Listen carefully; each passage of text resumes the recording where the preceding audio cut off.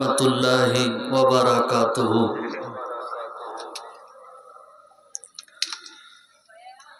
अल्हम्दुलिल्लाहिल्लज़ी जअलस-शम्सा वल-क़मरा बिहुस्बान वन-नज्मा वश-शजरा यसजुदान वफ़द्दल ज़मानन अला ज़मान कमा फ़द्दल मकानन अला मकान। अशहदु अल्ला इलाहा इल्लल्लाहु व अशहदु अन्ना मुहम्मदन अब्दुहु व रसूलुहु अरसलहु बिल हक़्क़ि बसीरन व नदीरा व दाइयन इलल्लाहि बिइज़्निहि व सिराजम मुनीरा। फ़क़द क़ाल अल्लाहु तबारक व तआला फ़ी कलामिहिल मजीद वल फ़ुरक़ानिहिल हमीद। अऊज़ु बिल्लाहि मिनश शैतानिर रजीम।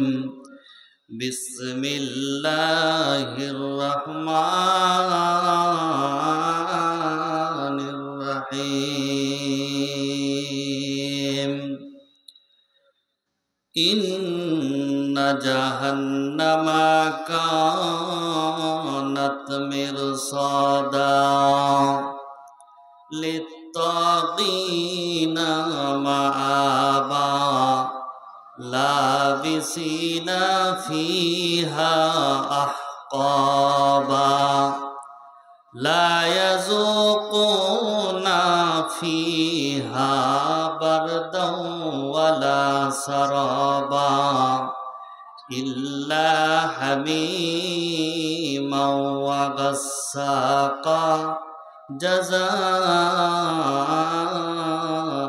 विफ़ाक़ा।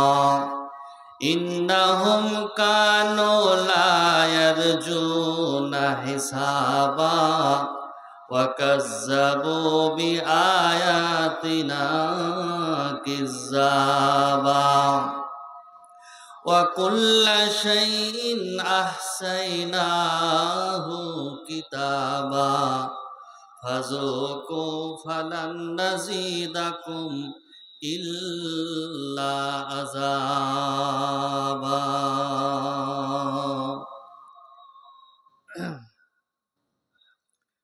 मोन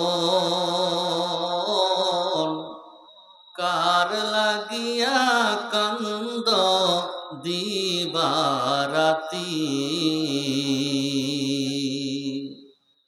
मोन कार लागिया कंद दिवाराती भेबे देखो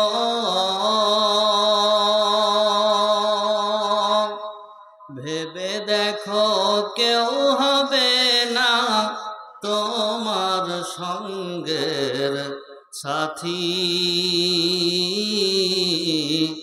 कार लागिया कांदो दिवाराती आपन आपन कइरा जारे भाबली रे आपन आसले तो केउ नय तारा केउ नय रे आपन। तुमी आज ना हय काल तुमी आज ना हय काल बुझी নিভবে একদিন, নিভিলে জীবন বাতি। কার লাগিয়া কান্দ দিবা রাতি, মন কার লাগিয়া কান্দ দিবা রাতি।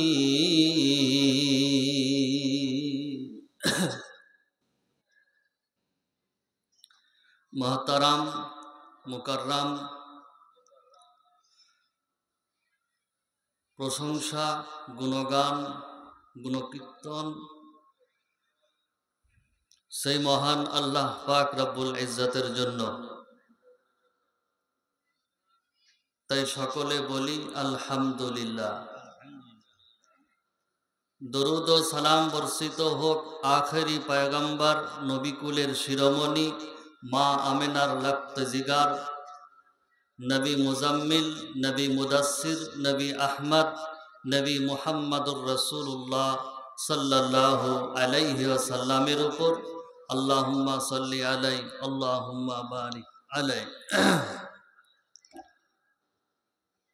দেখেন, আমি শেষ, এরপর আর কেউ নেই। যে কটি লোক বসে আছেন,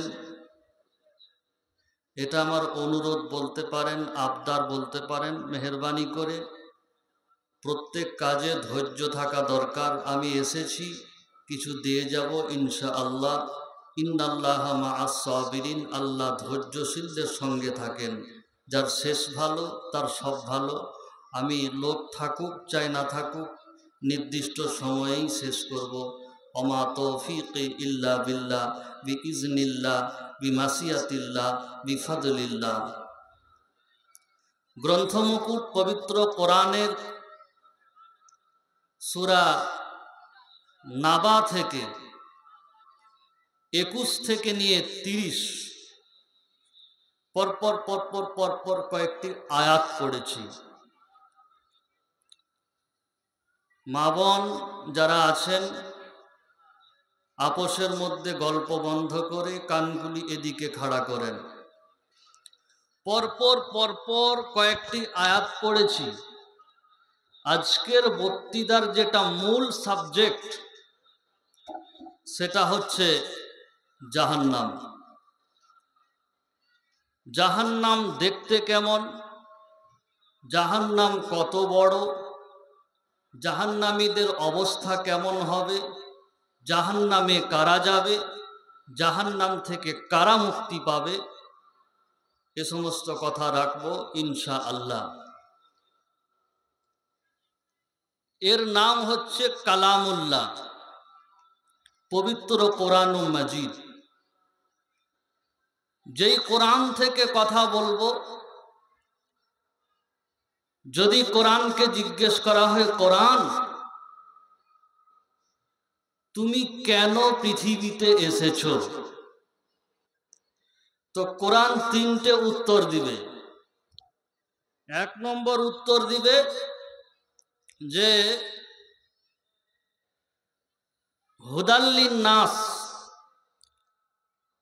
মানব জাতির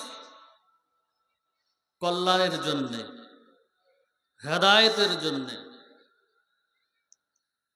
2 নম্বর হুদাল্লিল মুত্তাকিন, আপনার মুত্তাকিনদের হেদায়েতের জন্য। 3 নম্বর, কোরআনকে যদি জিজ্ঞেস করা হয় তুমি কেন এসেছো,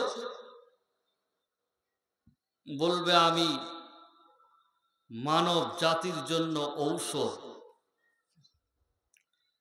তো কোরআন ঔষধ কেন?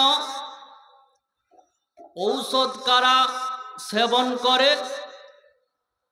অসুস্থ না সুস্থ? অসুস্থ যারা রোগী তারা ঔষধ সেবন করে। তাহলে আমরা রোগী কেন? ঈমান নাই বলে।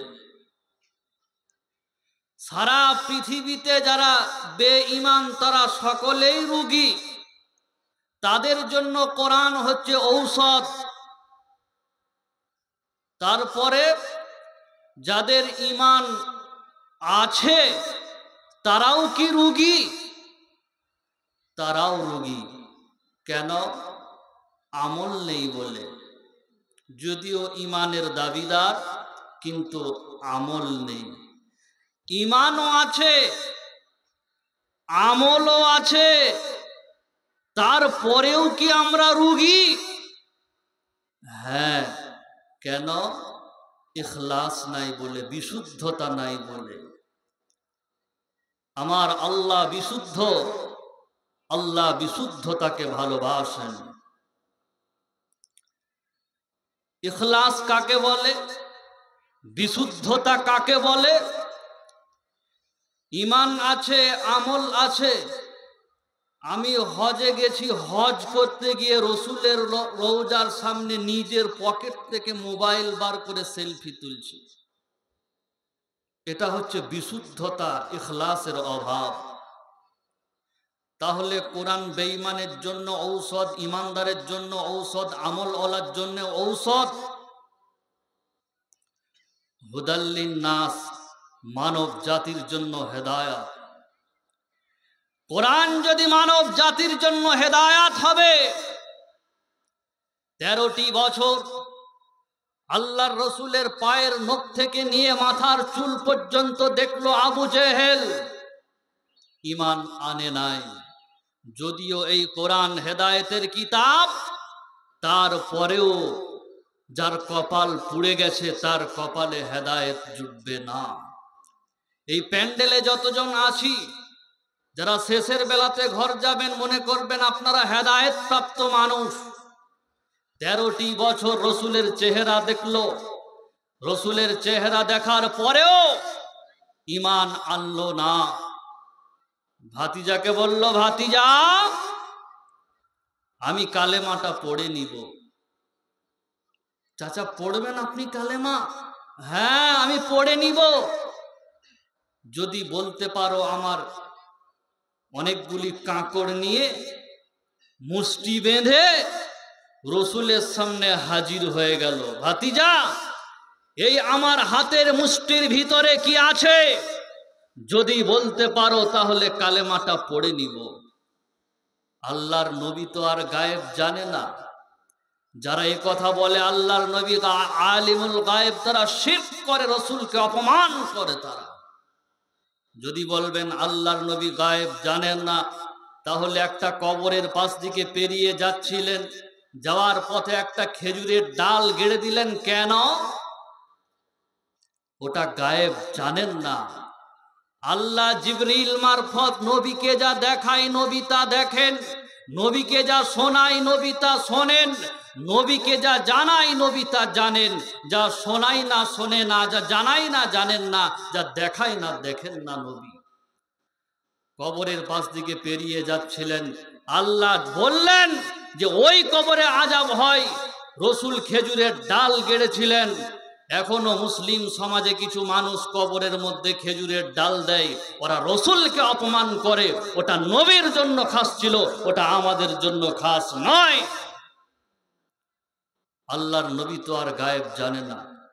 এভাবে আবু জেহেল হাতের মুষ্টির ভিতরে এভাবে মুষ্টিটা বেঁধে, বলো ভাতিজা এই হাতের মুষ্টির ভিতরে কি আছে বলো, যদি বলো তাহলে আমি কালেমা পড়ব।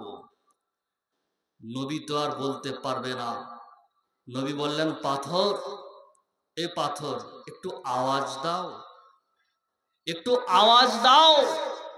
পাথর কালেমা পড়ে, লা ইলাহা ইল্লাল্লাহ। পাথর যখন কালেমা পড়ে, আবু জেহেল হাতের মধ্যে পাথরগুলি ছুঁড়ে ফেলে দিয়ে দৌড় লাগিয়ে দিল। বলল, এতদিন ভাতিজা যা ছিল ছিল, ভাতিজা এখন বড় জাদুকর হয়ে গেছে। একটু পরে বলল কালেমা পড়ব। যখন পাথর কালেমা পড়ল, তারপরে সে কিসমতে ঈমান জুটলো না, কালেমা জুটলো না। ভাতিজাকে জাদুকর বলে আখ্যায়িত করে সে ময়দান ছেড়ে পালিয়ে গেল। শুধু তাই নয় বন্ধুরে আমার, আল্লাহর নবীর কাছে, বিশ্ব নবীকে চাচা আবু তালেব এত ভালোবেসেছেন, সারা পৃথিবীর মানুষ যদি মনে করে যে তাদের উম্মত যদি মনে করে নিজের কলিজাটা ছিঁড়ে বিশ্ব নবীর কদমের সামনে হাজির করে দিব, তবু আবু তালেবের ভালোবাসার সমান হবে না। আবু তালেব যখন দুনিয়া থেকে বিদায় হয়ে যাবেন, আল্লাহর নবী কানের কাছে গিয়ে বলছে, চাচা, ও চাচা, একবার কালেমাটা পড়ে নাও, লা ইলাহা ইল্লাল্লাহ বলো, মুহাম্মাদুর রাসূলুল্লাহ বলার দরকার নাই, আমি নবী হয়ে সেদিন জিম্মি হয়ে যাব। চাচা বলল যে মরণের সময়তে যদি বাপ দাদা ধর্ম ত্যাগ করে দিই, তাহলে আবু জেহেল, আবু লাহাব, উতবা সাহেব আমাকে বলবে যে দেখো মরণের সময় বাপ দাদার ধর্মে চুলকানি লেপে চলে গেল, অথচ আমি জাহান্নামী হয়ে গেলাম। আমি কালেমা পড়তে রাজি নই। যদিও এই কোরআন হেদায়েতের কিতাব, তবুও সকলের কপালে হেদায়েত জুড়বে না। হুদাল্লিল মুত্তাকিন, হুদাল্লিন নাস, মুত্তাকিনদের জন্য হেদায়েত মানে, মুত্তাকিনদের জন্য কোরআন হেদায়েত মানে। মুত্তাকিরা যদি কোরআন অনুযায়ী কোরআনের লাইনে চলতে চলতে চলতে চলতে যদি লাইনচ্যুত হয়, আবার কোরআনের আশ্রয় নেবে, আবার যদি লাইনচ্যুত হয় আবার কোরআনের আশ্রয় নেবে। এটা মুত্তাকিনদের জন্য হেদায়েত। তো এই হেদায়েতের কিতাব থেকে সূরাতুন নাবা থেকে আমি কয়েকটি আয়াত পড়েছি। আল্লাহ বলছেন, পানির বোতল একটা রাখবেন তো এখানে। বিসমিল্লাহির রহমানির রহিম।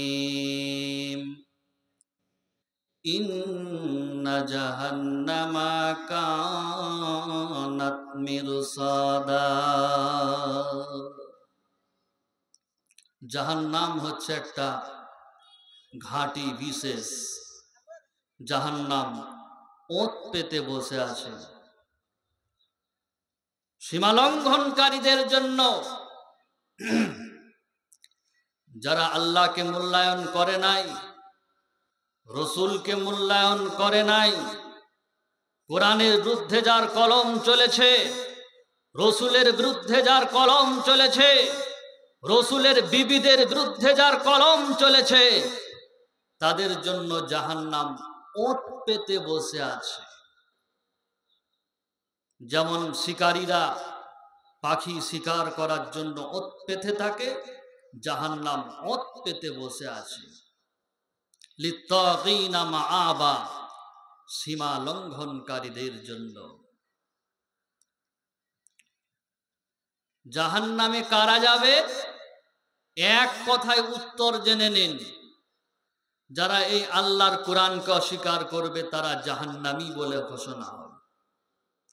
আল্লাহ তাআলা সূরা আরাফের মধ্যে বলছেন, ওয়ালাকাদ জারা'না লিজাহান্নামা কাসীরাম মিনাল জিন্নি ওয়াল ইনস।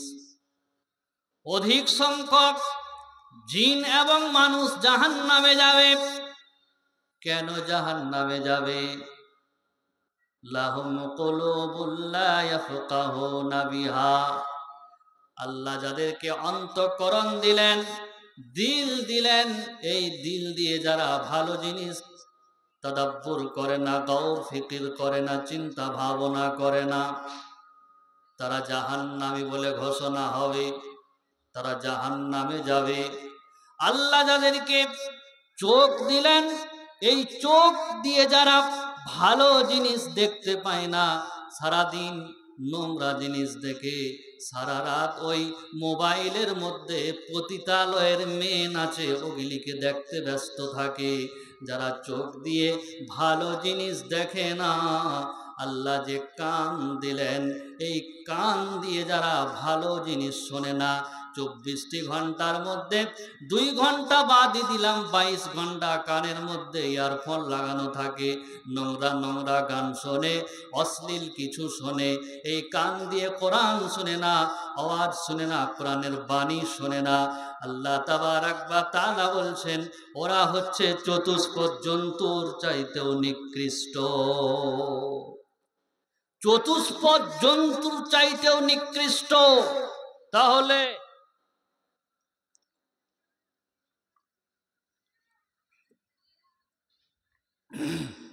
জাহান্নামে যাওয়ার মূল কারণ হলো গাফেলতির জন্য জাহান্নাম যাবে, গাফেলতির জন্য জাহান্নাম যাবে। জাহান্নামের আযাব কখন থেকে শুরু হবে? জাহান্নামের আযাব কখন থেকে শুরু হবে? মানুষ যখন মরে যায়, মানুষ মরে যাওয়ার পরে যখন কবরে নেওয়া হয়, কবরে নেওয়ার সঙ্গে সঙ্গে যখন সব দাফন করে ফিরে চলে আসে, দুইজন ফেরেশতা হাজির হয়ে যায়। সবাই জানে, বলে তোমার রব কে, তোমার দিন কি? রসুলের দিকে ইশারা করে দেখিয়ে বলবে, এই মানুষটি সম্পর্কে তোমার ধারণা কি? যদি রবকে দুনিয়াতে রব বলে মেনে নিয়েছে, কেমন মেনে নিয়েছে? যেই রব সব কিছু দিয়ে দিল, সেই রবের রুবুবিয়াতকে যে মেনে নিয়েছে, কেমন মেনেছে রবকে? মায়ের বক্ষ পিঞ্জর, পিতার পৃষ্ঠদেশ থেকে সবেগে নির্গত পানি থেকে রক্ত জমাট হলো, হাত হলো, পা হলো, কান হলো, সমস্ত কিছু হলো। আল্লাহ পেটের মধ্যে রুহুটা ফুঁকে দিলেন। আস্তে আস্তে সমস্ত স্ট্রাকচার তৈরি হওয়ার পর সুম্মা নুখরিজুকুম তিফলা, বাচ্চার আকারে মায়ের পেট থেকে আস্তে করে বের করলেন। তারপরে আমার কান্না ছাড়া কোনো ভাষা ছিল না, কান্না ছাড়া কোনো ভাষা ছিল না। তারপরে আল্লাহ রাব্বুল আলামিন এমন রব, মায়ের বুকের মধ্যে দুইখানা খাবারের লাইন তৈরি করে দিলেন। খুব গরম করে নাই এবং খুব পাতলাও করে দেয় নাই, আর একটা ফুটো দেয় নাই যে টান মারতে গিয়ে শ্বাস লেগে বাচ্চাটা মারা যাবে। মায়ের স্তনের মধ্যে ছোট ছোট 32টি ফুটো দিয়ে দিলেন। সেই রব তোমাকে এত নিয়ামত দিলেন, এত নিয়ামত ভোগ করার পরেও তুমি কোরআন মানো নাই, হাদিস মানো নাই, নবীকে মূল্যায়ন করো নাই, আল্লাহকে মূল্যায়ন করো নাই, তুমি রবকে রবই বলে মেনে নাও নাই।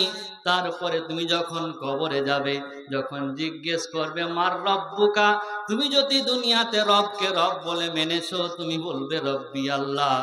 আর যদি রবের বিরুদ্ধে তোমার জিন্দেগিটা চলে গেছে, তাহলে তুমি বলবে আমি কিছুই জানি না। তোমার দিন কি ছিল? তোমার জীবন ব্যবস্থার নাম কি ছিল? যদি দিনকে দিন বলে মেনেছি, ইসলামকে বলবে দ্বীন-ই ইসলাম। তারপরে বলবে, এই মানুষটিকে ইশারা করে দেখানো হবে, সামনে হাজির করা হবে।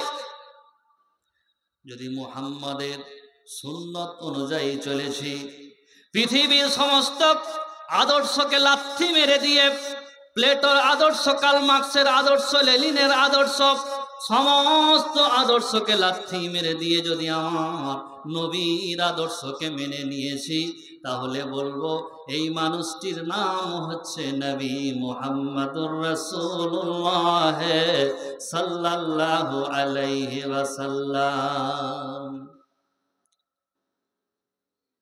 এই তিনটে প্রশ্ন যদি না পারি, তাহলে কি হবে?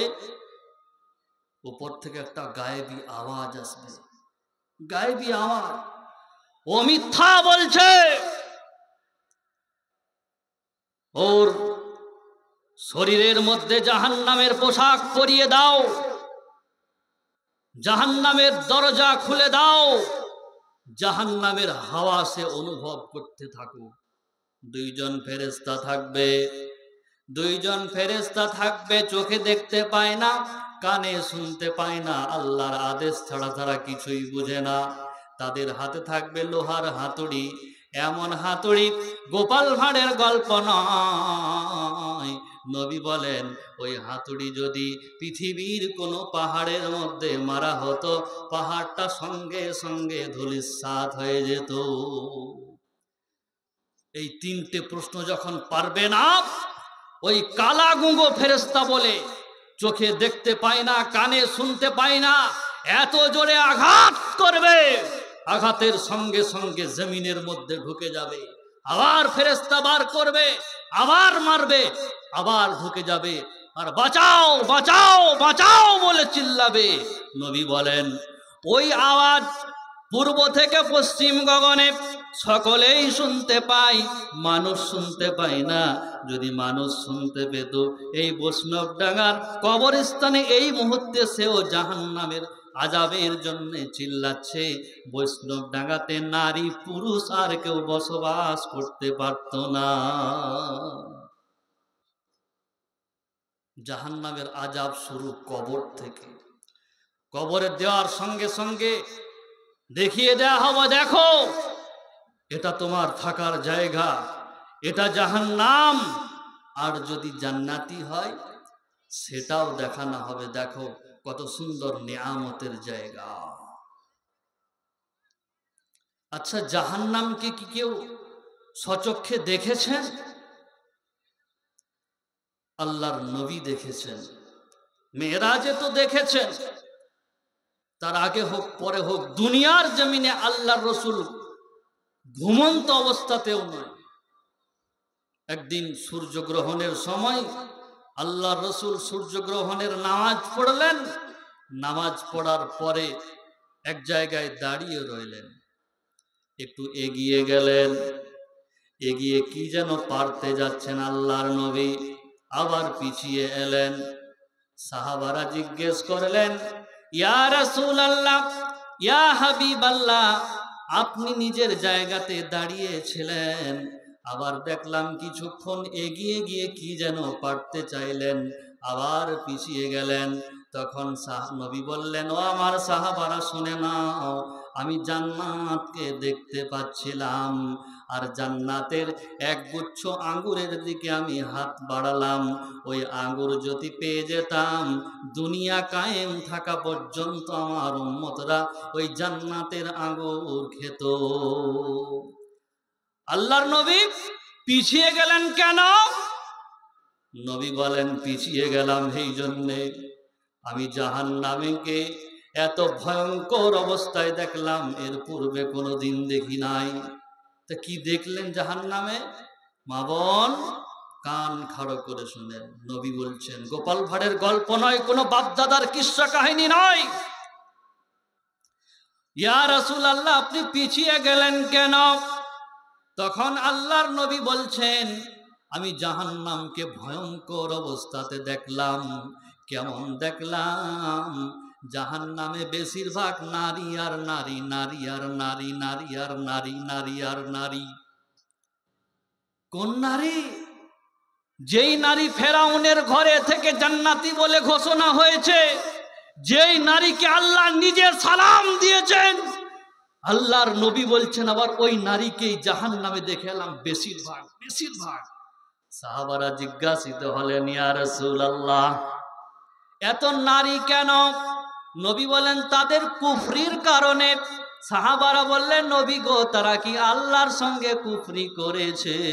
বললেন, না না না, তারা আল্লাহর সঙ্গে কুফরি করে নাই, তারা স্বামীর অবাধ্যতা করে এবং ইহসানকে তারা অস্বীকার করে।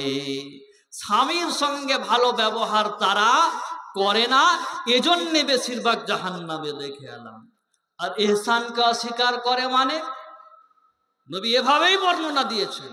ধরে নিন 30 বছর বিয়ে হয়েছে, 29 বছর 364 দিন আপনি স্বামী হিসেবে স্ত্রীর ভরণ পোষণ, ভালো ব্যবহার, ভালোবাসা, মোহাব্বত দিয়ে রাখলেন। একটা দিন একটু টলবেটল হয়ে গেল, ওই ইহসান ওকেই বলে যে ইহসানকে অস্বীকার করে।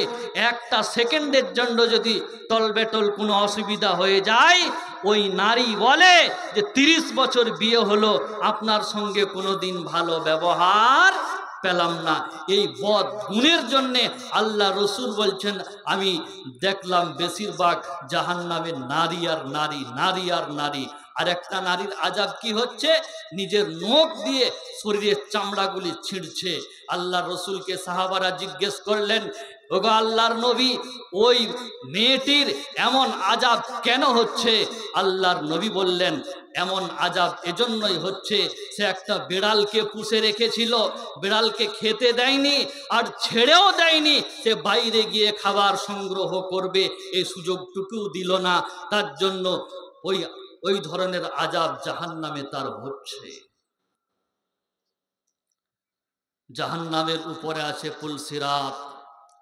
পুলসিরাত শেষের বেলাতে এমনও ব্যক্তি থাকবে, টেনে টুনে পুলসিরাত পার হয়ে যাবে, সে কামিয়াব বলে ঘোষণা হবে। আর এমনও ব্যক্তি থাকবে পার হতে পারবে না, জাহান্নামের নিচে পড়ে যাবে। জাহান্নাম কত গভীর, জাহান্নাম কত গভীর। আল্লাহর নবী সাহাবাদেরকে নিয়ে বসে আছেন, এমতো অবস্থায় একটা বিকট শব্দ উঠলো, আওয়াজ হলো। সাহাবারা জিজ্ঞেস করলেন, ইয়া রাসূলুল্লাহ, হে ইয়া হাবিবাল্লাহ, কিসের আওয়াজ? আল্লাহর নবী বললেন, আজ থেকে 70 বছর পূর্বে জাহান্নামের দিকে একটা পাথর নিক্ষেপ করা হয়েছিল। 70 বছর পর ওই পাথরটি জাহান্নামের তলদেশে পড়লো। এত গভীর, এত গভীর। ওই পুলসিরাতের নিচে আছে জাহান্নাম। হাসরের ময়দানে দুই প্রকার মানুষ হবে, এক প্রকার হবে জান্নাতি, আর এক প্রকার হবে জাহান্নামী। আল্লাহ পাট পাট ঘোষণা করে দিয়েছেন। কি বলেছেন? বিসমিল্লাহির রহমানির রহিম।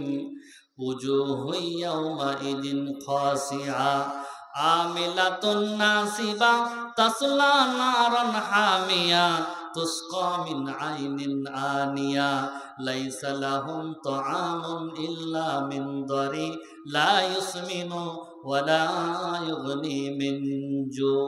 এটা এক প্রকার।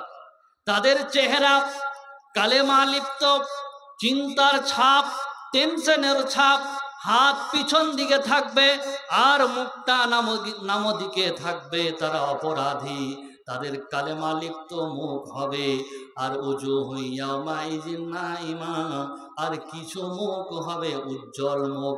তাহলে একদল জান্নাতি আর একদল জাহান্নামে যাবে। ওই সময় কিয়ামতের ময়দানে জাহান্নামের হুঙ্কারে হাসরের ময়দান কেঁপে যাবে। জাহান্নামকে টেনে উপস্থিত করা হবে। আল্লাহ রাব্বুল আলামিন বলেন, কাল্লা ইজা দুক্কাতিল আরদু দাক্কান দাক্কা ওয়া জাআ রাব্বুকা ওয়াল মালাকু সাফফান সাফফা ওয়া জিআ ইয়াওমা ইযিন বিজাহান্নাম ইয়াওমা ইযি ইয়াতাযাক্কারুল ইনসানু ওয়া আন্না লাহু যিকরা।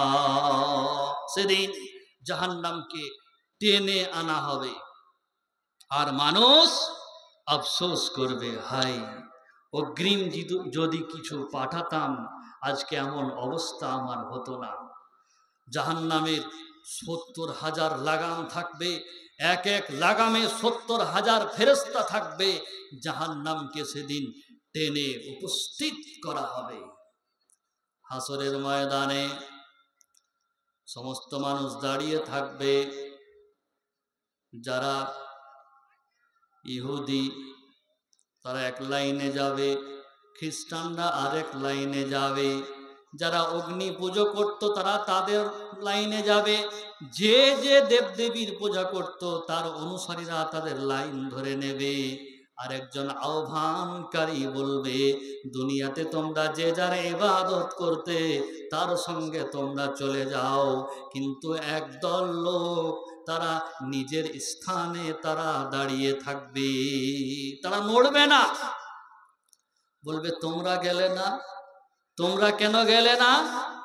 বলে, আমরা কালী পূজা করি নাই, দুর্গা পূজা করি নাই, গণেশ পূজা করি নাই, কারোর পূজা করি নাই, আমরা এক আল্লাহর ইবাদত করতাম। যে যার পূজা করত তার সঙ্গে তারা সবাই চলে গেল। আমার রব যখন যতক্ষণ না আমাদের সামনে আসবে না, আমরা এই জায়গা থেকে নড়াচড়া করব না। আমাদের রব যতক্ষণ না এখানে আসবে না, আমরা এই জায়গা থেকে নড়ব না। নবী বলেন, কিয়ামতের ময়দানে আল্লাহকে যারা জান্নাতি হবে সরাসরি দেখতে পাবে। কেমন সরাসরি? পূর্ণিমার চাঁদ যেমন দেখতে কোনো অসুবিধা হয় না, তাদের রবকে সরাসরি তারা দেখতে পাবে। আল্লাহ হাজির হবেন, আল্লাহ বলবেন, আমি তোমাদেরকে, বান্দারা বলবে রব। তো কোন জায়গা থেকে চিনতে পারলে? আল্লাহ তখন নিজের পিণ্ডলি মানে এই পায়ের পাতাটা এভাবে বাড়িয়ে দেবেন। সমস্ত আল্লাহর যারা ইবাদত করত, আল্লাহর ওই পিণ্ডলিতে সিজদায় পড়ে যাবে। আর যারা লোক দেখানো ইবাদত করত, তারা সিজদা করতে পারবে না। ইহুদিদেরকে জিজ্ঞেস করা হবে, তোমরা কার ইবাদত করতে? বলবে, আমরা উজাইরের, আল্লাহর পুত্র উজাইরের ইবাদত করতাম। বলবে, তোমরা মিথ্যা বলছো, আল্লাহর কোনো পুত্র ছিল না। কুল হুয়াল্লাহু আহাদ আল্লাহুস সামাদ লাম ইয়ালিদ ওয়া লাম ইউলাদ ওয়া লাম ইয়াকুল লাহু কুফুওয়ান আহাদ। খ্রিস্টানদেরকে জিজ্ঞেস করা হবে, তোমরা কার ইবাদত করতে? তারা বলবে, আমরা আল্লাহর পুত্র ঈসার ইবাদত করতাম। বলবে, তোমরা মিথ্যা বলছো, তোমরা এখন কি চাও বলো? বলবে যে আমরা পানি পান করতে চাই। তারা পানি পান করতে যাবে আর সব জাহান্নামে আপতিত হবে। জাহান্নাম কত বড়? 1999 জন জাহান্নামে যাবে। 1999 জন জাহান্নামে যাবে। জাহান্নামীদের দাঁত হবে ওহদ পাহাড়ের সমান বড়। জাহান্নামীদের 2 কাঁধের দূরত্ব হবে। একটা দ্রুতগামী ঘোড়া ছুটে গিয়ে 3 দিন ছুটবে, তারপরে যেই জায়গাতে দাঁড়াবে ওই অতদূর দূরত্ব হবে জাহান্নামীদের কান। জাহান্নামীদের চামড়া হবে হেঁটে 3 দিনের পথ। এর পরেও জাহান্নাম ভর্তি হবে না। শেষকালে আল্লাহ নিজের পাটা জাহান্নামকে দেখিয়ে যখন বলবে, তখন জাহান্নাম বলবে, যথেষ্ট হয়েছে, যথেষ্ট হয়েছে, আর লাগবে না। এটা হবে জাহান্নাম। আচ্ছা, এই 4 জন ব্যক্তি বসে আছেন, আপনারা কি জাহান্নাম থেকে বাঁচতে চান? ইনশাল্লাহ। যদি জাহান্নাম থেকে বাঁচতে চান, 4টি কাজ করতে হবে নারী পুরুষ উভয়কে জাহান্নামে। এটা বলে আমি শেষের দিকে চলে যাব। জাহান্নামে একটা লাইভ টেলিকাস্ট হবে, লাইভ। জান্নাতীরা জাহান্নামীদেরকে দেখতে পাবে। তখন জান্নাতীরা জিজ্ঞেস করবে জাহান্নামীদেরকে, ভাই, দুনিয়াতে একসঙ্গে হাঁটলাম, একসঙ্গে খেলাম, একসঙ্গে মাঠে কাজ করলাম, আমরা জান্নাতে, আর তুমি কেন জাহান্নামে গেলে বলো? তখন জাহান্নামী ভাই বলবে, ভাই রে, দুনিয়াতে যদিও একসঙ্গে হেসেছি, খেলেছি, মাঠে ঘাটে বাজারে গিয়েছি, যখন 2 জনাতে চায়ের দোকানে বসে থাকতাম আর মুয়াজ্জিন সাহেব হাইয়া আলাস সালাহ হাইয়া আলাল ফালাহ বলতো, আমি যেতাম বাড়ি আর তুমি যেতে মসজিদ, এজন্য তুমি জান্নাতে আর আমি জাহান্নামে। তার মানে 1 নম্বর কারণ, ক্বালু, জাহান্নামীরা বলবে, লাম নাকু মিনাল মুসাল্লিন, আমরা নামাজ পড়তাম না। আর ওয়ালাম নাকু নুতইমুল মিসকিন, আমরা মিসকিনদেরকে খাবার দিতাম না। আর কিয়ামত দিবসকে অস্বীকার করতাম। আর বেহুদা বাত যারা অন্যের সমালোচনা করত, তাদের সঙ্গে যোগ দিতাম। এই 4টি কারণে আমরা জাহান্নামে এসেছি। তাহলে যদি জাহান্নাম থেকে বাঁচতে চান, 1 নম্বর নামাজ লাগবে, 2 নম্বর এতিমকে ভালোবাসতে হবে, মিসকিনকে ভালোবাসতে হবে, আর 3 নম্বর কিয়ামত যে হবে এটা মনে প্রাণে মেনে নিতে হবে। 4 নম্বর হচ্ছে, যারা মানুষের অন্যের সমালোচনা করে তাদের কাছে বসা যাবে না। জাহান্নামের 8টি 7টি স্তর হবে, সাকার, জাহিম, জাহান্নাম, লাজা, দারুল বাওয়ার। এগুলি জাহান্নামের এক একটা স্তর। জাহান্নামের সবচাইতে নিচে থাকবে মুনাফিক যারা। এক একটা স্তরে এক এক রকমের আযাব হবে। যেমন আল্লাহ রাব্বুল আলামিন ওয়াইলুল লিকুল্লি হুমাজাতিল লুমাজা, যারা সামনে নিন্দা করে পিছনে নিন্দা করে তাদেরকে জাহান্নামের আগুন গ্রাস করবে। নারুল্লাহিল মুকাদা, কোরআন যে এমন আগুন যে শরীর জ্বলার আগে কলিজা পর্যন্ত জ্বলে পুড়ে ছারখার হয়ে যাবে। জাহান্নামের আগুন ভাইরে ऐसा জোশ মারে, থাকিতে বদন বাকি কলিজাই ধরে। এক একটা আযাবের জন্য, এক একটা গুনাহের জন্য এক এক রকম আযাব হবে। যদি আমরা শেষ করি নাকি, বলো না আবার।